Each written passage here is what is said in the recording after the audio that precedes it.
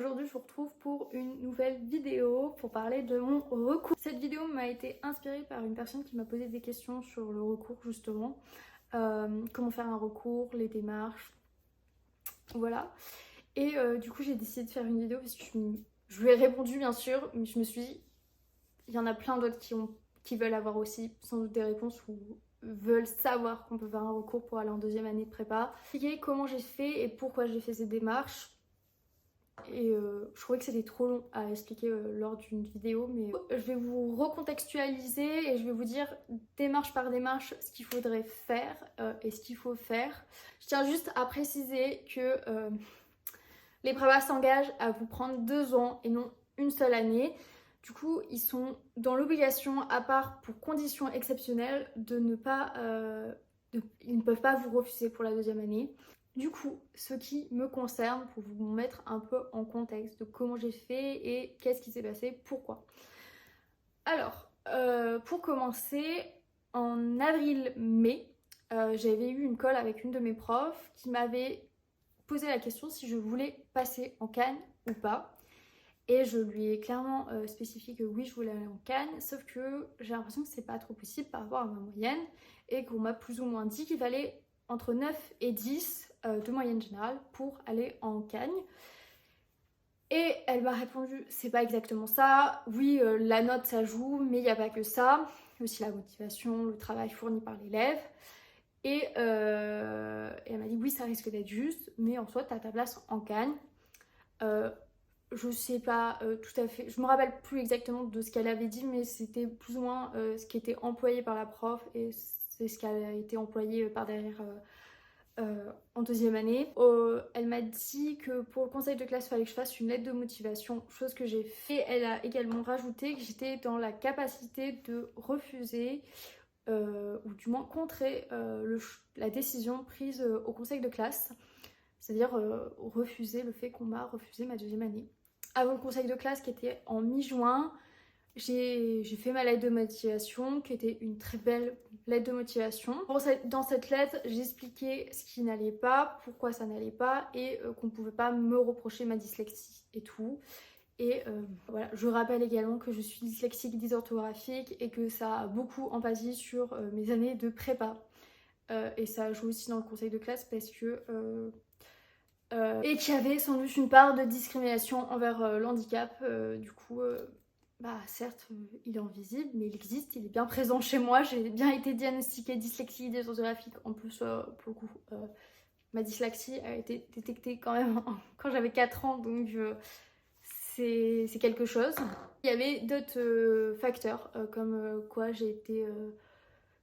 je veux pas dire sourde, mais que j'ai quand même une perte d'audition assez importante. Du coup, j'avais écrit dans ma lettre de motivation que ma dyslexie, ce que jouait la dyslexie dans ma vie, pourquoi c'était aussi compliqué, que par exemple sur 24 heures dans une journée, bah, en fait pour chaque temps donné de devoir, j'avais tant de temps à passer. Plus ou moins écrit mes motivations, pourquoi je voulais aller en deuxième année. Qu'est-ce que jouait mon handicap, donc la dyslexie et la dysorthographie, dans ma vie courante et dans la vie en prépa. Mais pour la plupart des choses, je dois appliquer un tiers-temps. Par exemple, je lis quand même assez vite, mais genre je vais devoir quand même... Je lis pas aussi vite que d'autres personnes qui lisent aussi peu que moi.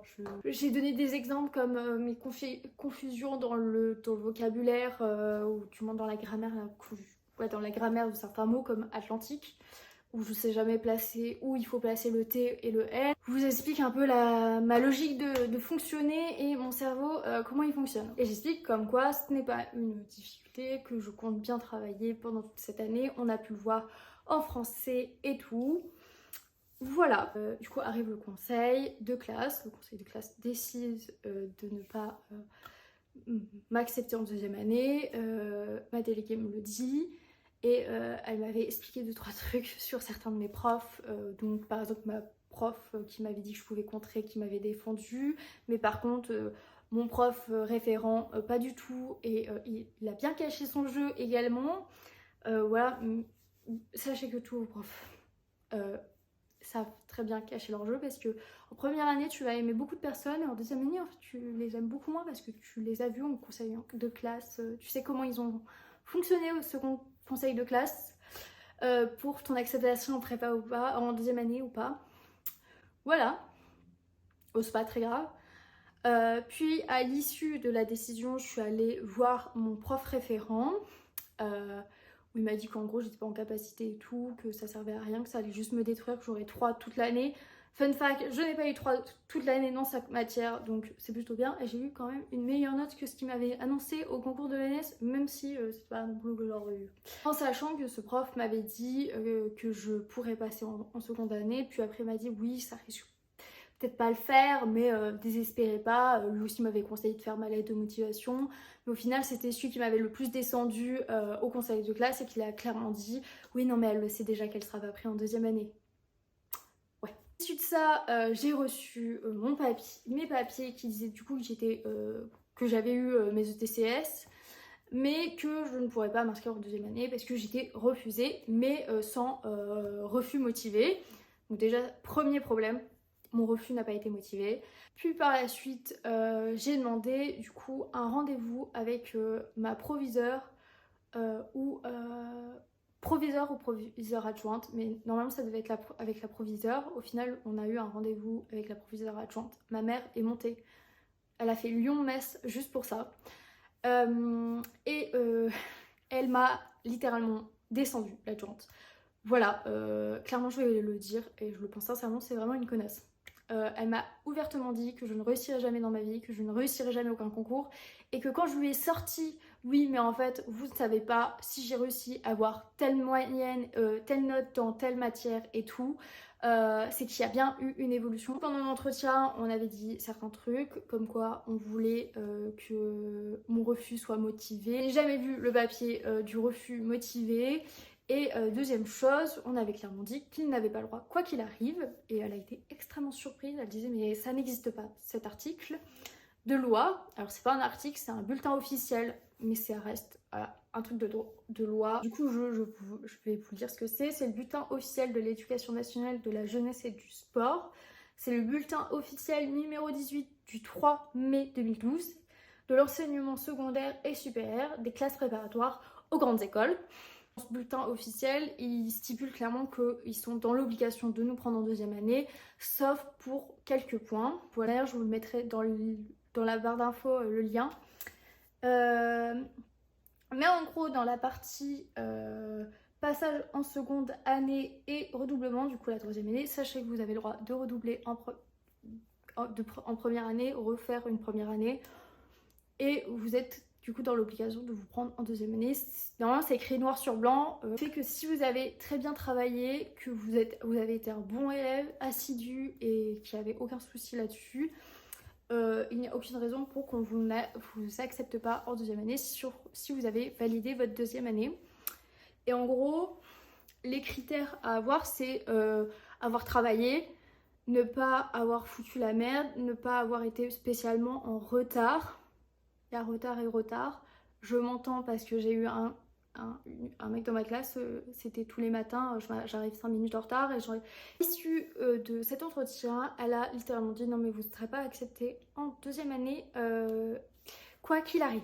Et ma mère qui lui a répondu bah dans ce cas-là ça sert à quoi qu'on soit venu si vous aviez déjà pris votre décision, quoi qu'il arrive.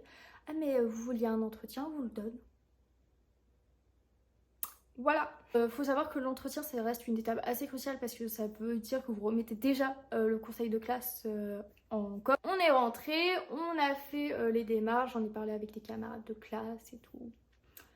Voilà, j'ai eu des très bonnes camarades de classe,